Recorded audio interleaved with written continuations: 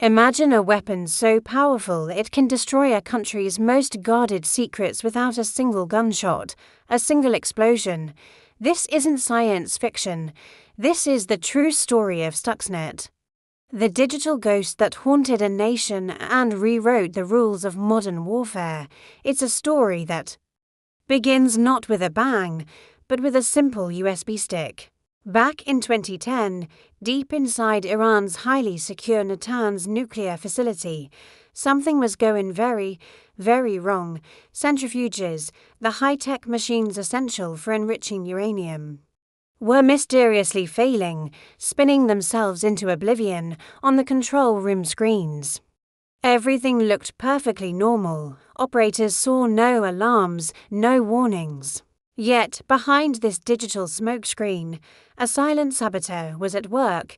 This saboteur was Stuxnet, a brilliantly complex computer worm believed to have been created by the United States and Israel. Its mission was precise: to find and destroy the centrifuges at Natanz, derailing Iran's nuclear ambitions from the inside. How did it get there?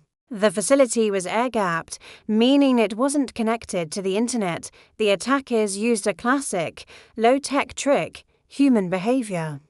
The worm was loaded onto USB drives and likely carried inside by an unsuspecting employee or contractor.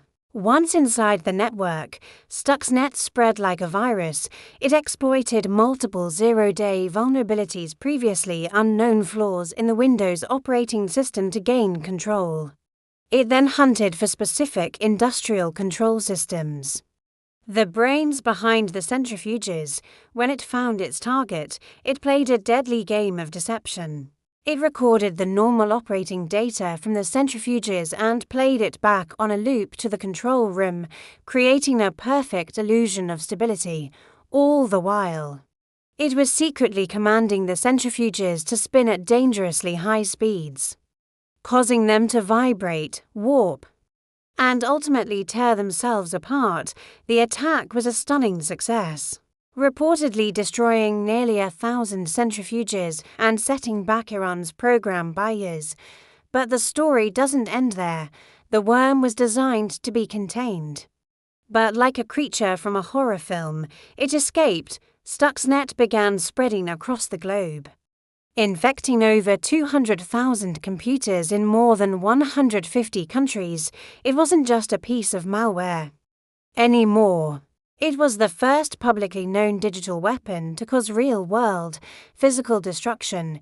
Its escape exposed a terrifying reality: the critical infrastructure we all depend on, power grids, water treatment plants, factories, and transportation systems, was vulnerable to the same kind of attack. Stuxnet proved that a line of code could be just as destructive as a bomb.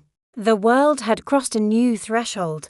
The era of cyberwarfare was no longer a theoretical concept. It was here.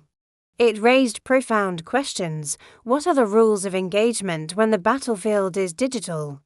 And if a nation can unleash a weapon like this, what stops others from doing the same? Today, 15 years later, the ghost of Stuxnet still lingers. Our world is more connected than ever. With smart devices in our homes and AI managing complex systems, have we learned the lessons from Stuxnet, or are we just waiting for the next more advanced digital weapon to emerge? The Pandora's box of cyber warfare is open, and it may never be closed again. Thanks for watching. If this story made you think, hit that like button and subscribe for more deep dives into the hidden stories that shape our world.